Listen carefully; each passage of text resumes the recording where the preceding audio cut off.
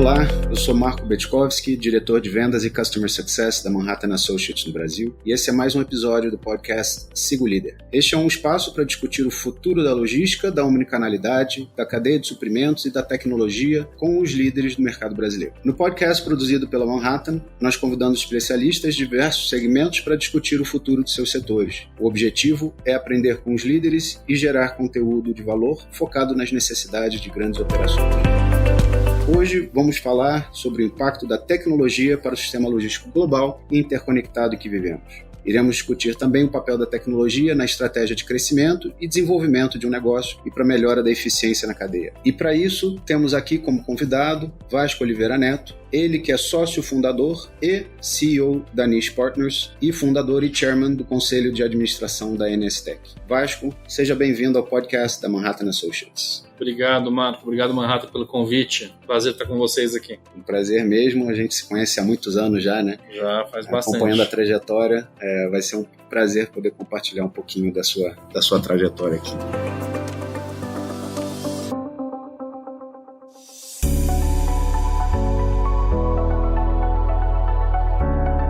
A sua experiência na área de logística começou cedo, né, com a fundação da AGV Logística, e desde então você vem traçando uma trajetória muito rica na área, né, com a fundação de novas empresas, criação de negócios inovadores. Conta pra gente toda essa trajetória, né, desde lá de trás de AGV, pra gente chegar até hoje e depois a gente fala do futuro. Legal. Até um pouquinho antes de AGV, quando eu tinha 19 para 20 anos, eu trabalhei com meu pai e ajudei ele a fechar um frigorífico inicialmente. E nesse processo eu acabei montando minha primeira empresa, que era uma empresa de tecnologia, aproveitando um time e produtos que eles tinham lá para distribuidores, frigoríficos, que essa empresa de tecnologia acabou virando toda a base de WMS, TMS e softwares afins para a logística que a gente operou na AGV, que foi a segunda empresa que eu montei. Então, a AGV eu montei com 23 anos, 23 para 24, e fui CEO por 16, presidente do conselho nos últimos 5, durante então 21 anos à frente da companhia, e vendi há 2 anos e meio atrás para o grupo Fenza, para a Solística. E nesse tempo teve várias idas e vindas, né? A AGV ela cresceu tanto organicamente, mas também por aquisição, né? Eu lembro que tiveram várias, né, no Brasil afora. Me fala um pouquinho destes processos, mas também dos segmentos que você atuou, né? Saúde certamente sendo um dos mais fortes. Então, indo para o começo, né, muita gente não sabe, mas a empresa nasceu com o nome de Armazém Gerais Vinhedo. E nasceu, meus pais se separaram depois em 97, e aí eu acabei, em 98 para 99, montando a AGV num imóvel que era um antigo frigorífico. Então, a gente começou fazendo armazenagem frigorificada de alimentos. Essa foi a origem da companhia. E aí, depois de tomar um susto, né, porque a gente tinha a Unilever como principal cliente, a Unilever era 80% do faturamento. Depois de 6 meses que eu tinha montado a empresa, a Unilever chegou com uma carta de rescisão dizendo que ia centralizar as operações num operador logístico, que foi a primeira vez que eu ouvi essa palavra. A gente estava começando esse conceito aqui no Brasil, foi então... De não ser só armazém ou só transporte, mas de poder fazer uma operação mais integrada. Né? E aí, eu acho que assim, quando eu de fato tomei conhecimento disso, tinha feito GV, tinha muitos amigos que estavam em banco de investimento, McKinsey da vida, acabei começando a estudar um pouco o mercado de operador logístico. Eu acho que aí tem um ponto bem importante na trajetória que vem se conectar com os momentos de hoje, porque a gente tentou, como sempre tento, assim, não vamos inventar a roda, vamos entender o que está dando certo e copiar o que dá certo, tropicalizando, né? E algumas coisas que a gente tomou decisão lá atrás foram fundamentais para a trajetória da AGV e explicam grande parte do sucesso dela. Uma foi, de fato, a gente entender que a tecnologia ela era central para criar valor, e de que tinha muito mais valor a gente focar em pessoas, processos e tecnologia do que focar em ser dono de armazém e dono de caminhão. Então, a gente decidiu do D0 ser um operador asset-light. Né? Por quê? Porque eu bati um olho num gráfico uma vez de um banco que mostrava que as empresas que mais geravam valor eram as que eram asset-light. Só para também esclarecer aqui, asset-light é sem ativos, né? Ou seja, você vai subcontratar, seja o armazém, seja o transporte, né? Ou seja, uma empresa sem ativo, com poucos ativos. Exatamente. E aí, o segundo ponto foi quando você entrava no site da Excel, que era líder global naquele momento, uma empresa inglesa que depois foi comprada pela DHL, eles já se posicionavam como especialistas de verticais de indústria. E eu pensei comigo, bom, se esses caras que são líder global têm hoje uma segmentação por vertical de indústria, deve ter um porquê. E aí, na sequência, o que a gente fez foi fazer uma análise aí top-down, de entender os setores do ponto de vista mais estrutural. Tomamos uma decisão muito importante na época, que foi: não vamos mais focar em alimento frigorificado, que era basicamente toda a carteira de clientes que a gente tinha nesse primeiro ano era disso, e migramos para medicamento. E dentro de medicamento, a gente tinha um concorrente já que tinha começado 3 anos antes que a gente, que era a Unidox. Depois, por sua vez, foi comprada pela Excel e hoje, né, virou DHL. E eu falei, bom, em vez de bater de frente com ele aqui no medicamento humano, vamos se focar no medicamento veterinário. Então, os primeiros anos de AGV aí, até 2006, a gente teve um foco enorme em trabalhar e consolidar e criar soluções para a indústria de medicamento veterinário. Aí, na sequência, de 2006 para 2011, veio uma segunda fase da companhia e a gente entendia que a gente precisava, para poder continuar crescendo, diversificar para outros verticais. Fizemos um plano, e esse plano tinha tanto crescimento orgânico como inorgânico. E aí sim, a gente fez 10 M&As nesse período. A gente, nessa fase, a empresa saiu de 17ª empresa do mercado para a 2ª posição e saiu aí na época, 2006, de 70 milhões de faturamento para chegar em 2011 com mais ou menos 760, 770 milhões. Então foi um crescimento muito grande. Parte relevante disso veio via 8 M&As que a gente fez nesse período. E a empresa ficou bem complexa, quase 100 armazéns no Brasil, 5 mil fornecedores na cadeia de transporte. Então, enfim, era um nível de complexidade bastante alto, que obviamente sempre foi muito suportado por uma tecnologia proprietária forte e, obviamente, também tendo que para completar a nossa oferta, tendo que se conectar aí com dezenas de fornecedores também de tecnologia. Entendi. E eu sempre fiquei me questionando quais são as grandes diferenças entre o segmento de saúde animal e saúde humana. É mais técnico ou foi mais uma questão de go-to-market? Eu vou focar nesse tipo de empresa, mas essencialmente, assim, tecnicamente, de processos, tem grandes diferenças? Tem bastante, sim. A decisão foi por go-to-market, foi porque na prática a gente viu que o pessoal de medicamento humano já tinha esse líder claro na época, e medicamento veterinário, todos faziam sua própria logística. Então a gente estava competindo muito mais com convencer um cliente de terceirizar e que ele já tinha, né, 80%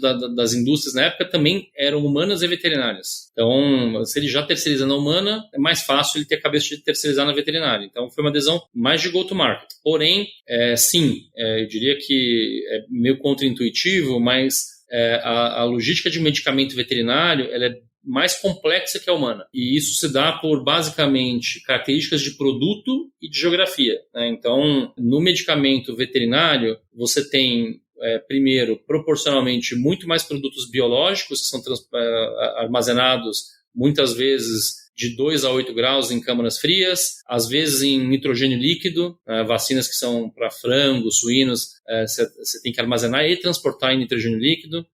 Você tem, por sua vez, também muito produto perigoso, seja líquidos inflamáveis ou aerosóis, que são produtos, cada um com uma característica diferente de armazenagem, produtos secos, produtos a temperatura ambiente, que você tem que, até a temperatura controlada, que você tem que armazenar de 15 a 25 graus, com temperatura e umidade controlada. Então, é uma cadeia bem complexa, mais complexa até do que a humana, do ponto de vista do produto em si. Do range, né? De categoria. Mas tem também a questão da interiorização, né? Então, enquanto a saúde humana está mais concentrada nas grandes capitais, o medicamento veterinário você tem que entregar no interior do Brasil, com essa complexidade, muitas vezes, na cadeia de frio. O nível de complexidade acaba sendo bem maior, o que, obviamente, para quem consegue ter essa malha e construir essa malha como a AGV construiu te traz uma vantagem competitiva gigante. Tanto que nós nunca perdemos um cliente para concorrente, porque a proposta de valor ela era muito forte. Acho que foi um ponto bem relevante da história da companhia. Isso além de todas as outras especificidades de saúde, né? Versus o alimentar, versus a moda, versus granel e outras coisas, que tem uma complexidade bem maior. E um ponto que eu já escuto há algumas décadas, que é a serialização do medicamento. O que você está vendo? Porque isso é uma promessa que já tem ao menos uns 10, 15 anos que estão prometendo que isso vai sair, pelo menos para a saúde humana. Você vê que isso vai acontecer mesmo. A gente está escutando que realmente daqui a pouco vai sair, mas nunca sai. Acho aquele negócio que assim, é muito mais complexo do que parece, né? Acho que não estou acompanhando tão de perto agora porque não estou mais no segmento já faz um tempinho, mas eu acredito que sim, vai acontecer. Acho que o foco de fato é inicialmente a saúde humana, mas é aquele negócio, né? Acho que do PowerPoint para a vida real tem uma longa distância, né? Então é que nem falar do DTE. Então o DTE está aí, mas assim, se sair vai demorar pelo menos aí uns 5 anos para ir para a prática e implementar até o pequeno transportador, por exemplo, né? Então, não é tão simples, né? Então, acho que às vezes a gente subestima a complexidade e no final do dia, acho que uma coisa é muito clara. O supply chain, ele cresceu, né, nesses mais de 20 anos aí, não só em volume, mas em complexidade, assim, de maneira exponencial. Se você tinha lá atrás cadeias que eram mais simples, mais curtas, menos SKUs, menos formatos de varejo, não existia omnicanalidade. Hoje em dia é uma quantidade de SKUs que as empresas têm hoje. A quantidade de formatos de varejos diferentes que não existiam 20 anos atrás. A questão do online e do offline misturado. Isso trouxe um nível de complexidade para o supply chain que é impossível você conseguir otimizar isso sem um uso intensivo de tecnologia. Acho que é onde, obviamente, a própria Manhattan está muito, muito calcada aí, né? Como ajudar a integrar e orquestrar esse supply chain maluco de hoje em dia. E como operador logístico, você, como você mesmo mencionou, você tinha que convencer a empresa de que ela não tinha capacidade de gerir a sua logística tão bem quanto o operador logístico, né? Quanto vocês. O que você via que era mais comum de falta de informação, falta de formação ou infraestrutura, né? Às vezes, como você falou, a cadeia do frio ela requer um investimento muito grande e às vezes a empresa não tem como crescer tão rápido, então prefere terceirizar naquele momento. Quais são as grandes dificuldades que você via na época, e talvez isso tenha mudado ao longo do tempo, que a gente vai abordar também, nessas empresas? Eram pessoas? Era tecnologia? Era infraestrutura? Era tudo? Eu acho que era tudo, mas começando por que é mais difícil, que são pessoas, né? Então, na prática, com essa complexidade crescente, as pessoas que estavam nessas empresas não tinham capacidade técnica nem formação para lidar com essa complexidade. Então, tudo começa com as pessoas. E acho que isso até foi bem interessante a pergunta, porque isso casou um pouco até com a própria evolução da AGV, de definir quem que era o nosso ICP, quem que era o cliente ideal da companhia. A Unilever foi minha primeira cliente, e foi cliente por 17 anos. Até o momento que a gente chegou à conclusão que, assim, um cliente como a Unilever tem capacidade de contratar esse profissional sofisticado, tem capacidade de investir em tecnologia de ponta, tem capacidade de investimento para ter infraestrutura de ponta. O cliente médio tem muito mais dificuldade, então, e o cliente pequeno nem se fala. Então, na prática, na própria AGV, a gente acabou em determinado momento entendendo que o cliente ideal para a gente, como target, era o cliente médio, porque o cliente médio ele precisa pegar um tag-along em quem tem mais escala que ele. Ele precisa pegar um tag-along em quem consegue trazer mais know-how para que ele. Então, de uma certa forma, não é que todas as empresas grandes podem e conseguem, mas elas têm mais escala para poder trazer essas competências que são necessárias para essa complexidade maluca. Obviamente que assim, tudo começa com gente. A parte de tecnologia é muito difícil, né, uma empresa querer desenvolver uma tecnologia proprietária, e aí ao contrário, até hoje eu estava conversando sobre isso numa reunião interna nossa aqui. Eu vejo assim, tem empresas que foram para um caminho de primarização, né, de armazém, de transporte, e algumas tentando caminhar, inclusive, para montar empresas de tecnologia proprietárias. Acho que a minha aposta é que pouquíssimas empresas vão conseguir ter sucesso nesse caminho, em especial na tecnologia. Porque, primeiro, é um DNA muito diferente. Segundo, a tecnologia, quando você tem múltiplos clientes, você acaba conseguindo evoluir muito o produto. E está cada vez mais caro de desenvolver. E está cada vez mais... E é complexo. Então, na prática... Várias iniciativas que eu estou vendo no mercado hoje de empresas tentando verticalizar a parte tecnológica, posso estar enganado, mas acho que não. Acho que quase todas as iniciativas vão dar errado e vão ser um movimento de ir e voltar para back to basics. Mas a AGV foi isso, né?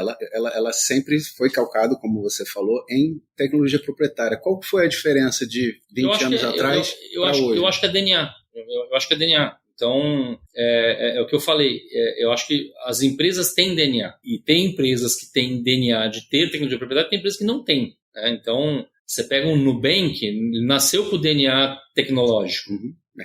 Você pega um Bradesco, ele nasceu com o DNA de focar no cliente, focar no varejo. Então, eu acho que são DNAs diferentes. Então, a AGV tinha esse DNA. Eu acho que a Solística, que comprou a AGV, não tem. A DHL certamente não tem. Inclusive, as duas clientes Manhattan. Então, na prática, eu até escrevi um artigo sobre isso já. Eu acho que assim, poucas empresas têm esse DNA, porque é diferente. E eu acho que é muito importante a gente, como empresário também, saber reconhecer e entender quais são as nossas competências, né? Então, vou dar um exemplo ao contrário. Quando chegou em 2000, e quem está no mercado há bastante tempo vai se lembrar disso, né? Nós tivemos lá em 2008 para 2009 aquela hecatombe mundial que foi a crise do Lehman Brothers, né? E aí todo mundo, ninguém investiu R$1 de 2008 para 2009. E aí veio, né, na época, quem vai se lembrar aqui da marolinha do Lula, né? Então, assim, estamos uma marolinha. Em 2010 o Brasil estava bombando, né? Saiu na capa do The Economist nesse período aí, e nós crescemos naquele ano 7,5%, sendo que no primeiro trimestre foi mais de 10%. Vindo de 1 ano e meio de nada de investimento. O que aconteceu? Assim, a logística do Brasil travou, as empresas de fracionado, que eram nossas fornecedoras, não retiravam produto, e a gente tinha um monte de produto parado em armazém para entregar, sem ter caminhão e aí eu tive como, em resposta a isso, o que os nossos fornecedores na época fizeram foi aumentar preço em 40%. Para poder, já que eu não dou conta de tirar, vou aumentar preço, um monte de cliente vai falar que não quer mais, os que querem vão ganhar mais dinheiro. E aí eu tive a brilhante ideia de que eu achava que eu precisava ter caminhão. Né? E aí a gente chegou a ter 750 caminhões. No ano seguinte, eu acabei indo fazer um benchmark, fui visitar umas 8 empresas nos Estados Unidos. E foi muito interessante, porque eu fui eu fui na sede da J.B. Hunt, que fica do lado de Bentonville, onde é a sede do Walmart, né? Nasceu lá, J.B. Hunt cresceu muito na cola do Walmart. E aí eu fui conversar com o CEO e perguntei, qual é a sua maior competência? O que a J.B. Hunt é boa? E ele falou, nós somos o melhor gestor de ativos dos Estados Unidos. Aí eu perguntei, que TMS você tem? Ele falou, tem um TMS proprietário em COBOL. A empresa valia na época, acho que se não me engano, $8 bilhões. No dia seguinte, eu peguei o avião e fui para Chicago visitar a Coyote, depois foi comprada pela UPS, que faturava na época $1 bilhão e pouco, crescia loucamente, você entrava lá, parecia que você estava entrando no Google, era uma empresa de tecnologia que não tinha nenhum caminhão. E aí, para mim, nessa viagem, colocar assim, a gente não tinha DNA para ser dono de caminhão. A gente tinha muito mais a cara da Coyote do que a cara da J.B. Hunt. Então, na prática, eu acho que assim, é muito difícil você ser bom em tudo. Às vezes você fica que nem o pato, né, que faz tudo, mas não faz nada bem feito. Então, quem está do outro lado ouvindo tem que pensar muito bem no que é bom. E às vezes é melhor você focar em menos coisas e ser excepcional no que você é muito bom e, eventualmente, terceirizar o que você não é bom, que foi o que a gente fez na GV. A gente voltou a terceirizar e tinha um nível de serviço muito bom porque a gente se focou em fazer o que a gente fazia bem, que era gerir terceiro. Como é que a gente fazia isso? Usando muita tecnologia, muito processo, muito treinamento, um pouco dessa visão.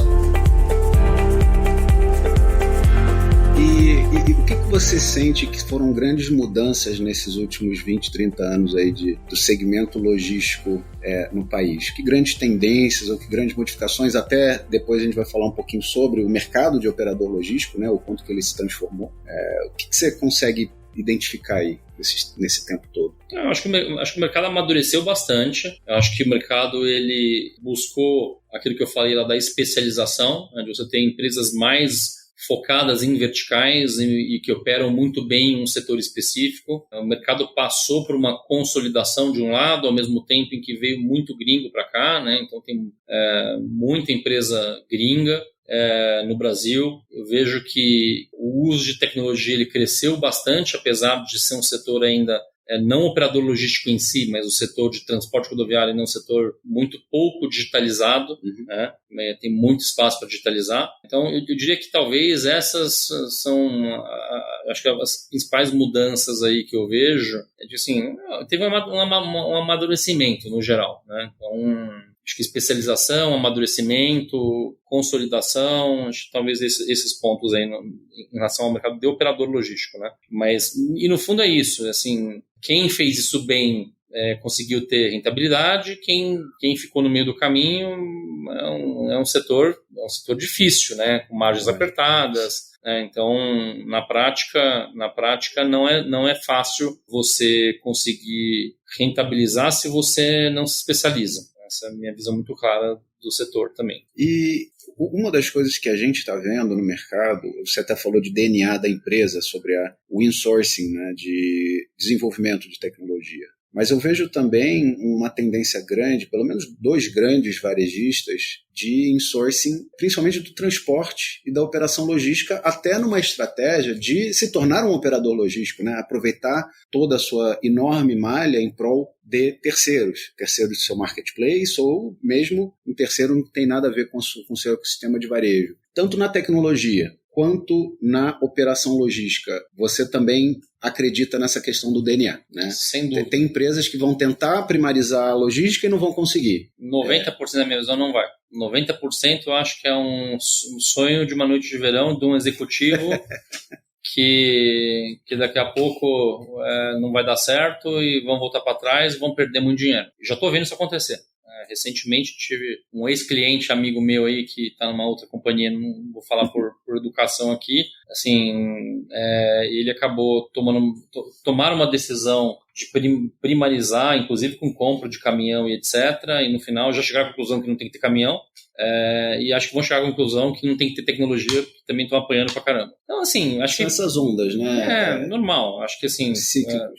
eu acho que assim, é um pêndulo, mas no fundo é muito tentador você achar que dá para fazer tudo. E eu acho que às vezes tem essa questão, eu tenho muita escala. Tá, mas assim, você aproveitar a sua escala para operar de maneira muito eficiente, já não é fácil. Você querer fazer isso, incluindo terceiros, foi o que eu fiz a vida inteira, né? Tentar juntar é bastante complexo.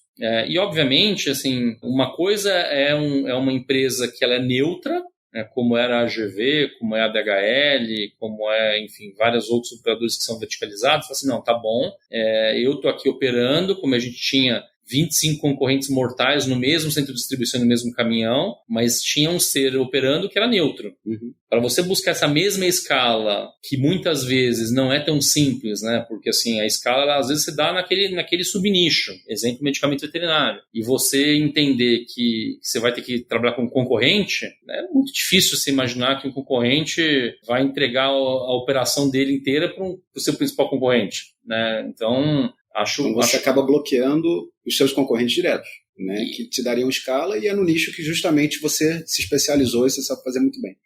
Então assim, em suma, acho pouco provável que a gente vá ter isso como tendência. O que eu vejo claramente, assim, você tem setores que têm uma tendência maior de ter armazém próprio, outros têm tendência mais de terceirizar, acho que já era assim, acho que continua. Acho que tem sim um caminho, aí a gente entra nas particularidades do Brasil, né? Às vezes tem gente montando transportadora por uma questão também tributária, porque você acaba tendo um ganho tributário para ter uma transportadora própria. Ao mesmo tempo que se você faz isso de uma maneira equivocada, que é querendo montar um negócio, colocando lá uma vice-presidência, diretoria e etc., com peso gigante, e tentando resolver tudo por conta própria, no final, às vezes o molho sai mais caro que o peixe, e a eficiência tributária é levada por uma ineficiência de custo, porque no fundo, assim, se o negócio fosse tão bom e tão maravilhoso, tá todo mundo no setor de transporte nadando e rico, e não é isso acontecendo, né? Então, assim, definitivamente não. É um setor é um setor muito sofrido. Eu lembro quando eu era presidente da ABOL, um jantar de final de ano, assim, tinha 30 e poucos associados lá. Eu lembro de contar na mesa lá que acho que tinha menos de uma mão de gente ganhando dinheiro. Então você fala, pô, né? Então tá bom. E agora o cara quer entrar no setor para falar, vou trabalhar e vou ser mais eficiente que esse cara que só faz isso da vida. Só fazer isso. Então não é simples. Não acredito muito nisso como tendência. Como entendi a questão da primarização e o conceito de cadeias de suprimento colaborativas, né? Você tocou nesse assunto de que dificilmente os concorrentes, né, vão entregar a sua operação, mas ou parece ser já de algum tempo uma tendência de mesmo concorrentes conseguirem colaborar em algum nível, né, que talvez justamente não seja o core, né? Logística às vezes é um desses pontos. Você já teve boas experiências, ou você vê com bons olhos, ou você vê com uma tendência ou uma obrigatoriedade esse ambiente de colaboração na cadeia de suprimentos? Eu vejo com bons olhos, mas eu acho que, assim, olhando pela experiência prática do que eu já vi, um nível de complexidade bastante alto. Às vezes você tem dificuldade de colaborar mesmo dentro da mesma empresa com o mesmo sócio. Quando você quer fazer isso de uma maneira... Eu já vi N projetos que começaram e acabaram sem entregar o resultado esperado. Então, também não acho que, assim, volta para a questão do PowerPoint da vida real, né? Então, assim, acho que é mais fácil do PowerPoint do que na vida real, por N dezenas de projetos que eu já vi, de empresas grandes, estruturadas, que tentaram fazer e, no final, foram até a página 3 e ou abortaram, ou viram que não tinha tanto dinheiro assim, ou tiveram tanta dificuldade na implementação que no final do dia acabou não acontecendo como esperado, né? Então, mas acho sim que, assim, a tecnologia está aqui para isso, né? Então, como que você usa a tecnologia e dados para fazer os players colaborarem entre si? Isso e os players concorrentes, mas também fornecedor e cliente, né? Que inclusive isso que é incrível, com pouca colaboração existe hoje entre fornecedor e cliente. Eu acredito muito mais nessa colaboração fornecedor-cliente e até mais ainda em players que não tem nada a ver um com o outro, em setores diferentes, mas que você consiga fazer, de fato, o uso de ativos como caminhão, por exemplo, de uma maneira um pouco mais eficiente usando tecnologia, né? Então, eu acho que, assim, a tecnologia está aqui para isso e ela não tem a menor dúvida que ela vai ajudar muito, né? Assim, o número que a gente sempre fala, né, de 40% dos caminhões rodando vazio é um número que é assustador. A gente faz uma conta de padeiro, 3 Bolsa Família por ano jogado no lixo, um monte de caminhão rodando vazio, gastando combustível, poluindo, trânsito nas cidades, morte nas estradas, né? Acho que isso, sem dúvida, a tecnologia vai ajudar a otimizar muito. Mas, assim, a gente está no começo, eu acho, de começar, e eu acho que aí nesse ponto a NSTech tem a plataforma que a gente está montando agora, ela tem essa pretensão de, no tempo, nós estamos muito longe disso, conseguir colaborar com esse cenário. Então vamos falar da NSTech, onde você está hoje. Você descreve como sendo uma plataforma aberta de tecnologia para logística e mobilidade na América Latina.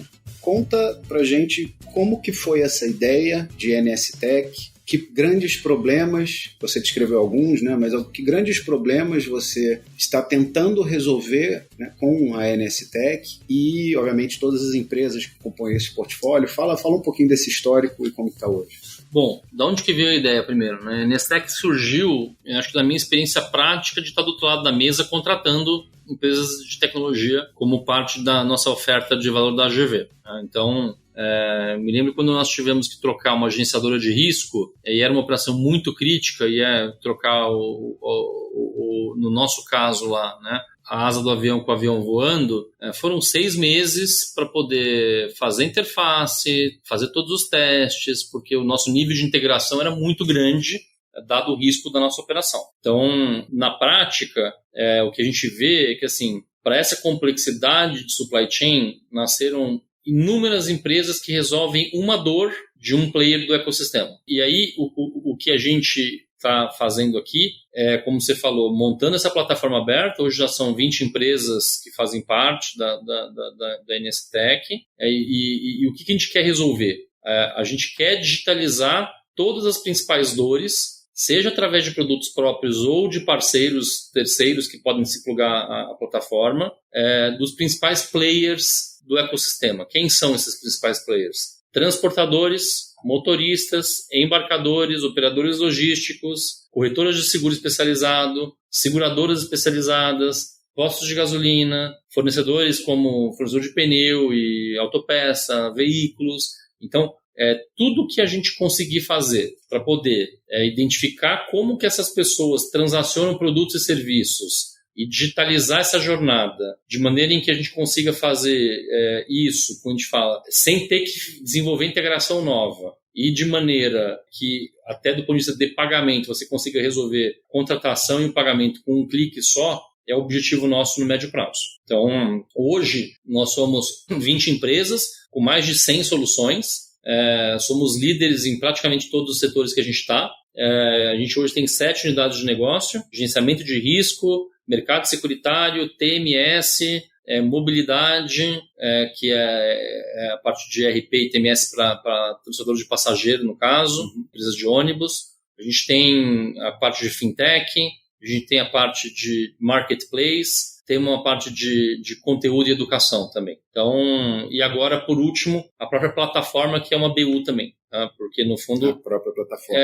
A plataforma, como ela vai ser aberta, ela não é... Ela também, em si, é uma empresa. É uma empresa. E a visão é isso. A visão é quem é embarcador, quem é transportador, vai achar nesse ecossistema solução para todas essas dores, e aí tem, obviamente, toda uma estratégia e uma implementação por trás disso, que vai desde a integração sistêmica, a integração de go-to-market no tempo, mas como modelo de negócio, a gente acredita muito em 2 palavrinhas, que é foco e cultura. Então, o que trouxe as empresas à liderança até aqui foi o foco e a cultura. Então, a gente, via de regra, deixa as empresas ainda mais focadas no que elas são boas. E aí, elas se focam naquele perfil de cliente, naquela solução, para poder cada vez mais entregar um negócio de maneira cada vez melhor para o cliente final. Normalmente, o que a gente faz é investimento em empresas que já são líderes, em mercados de nicho, que têm margem boa, que têm receita recorrente,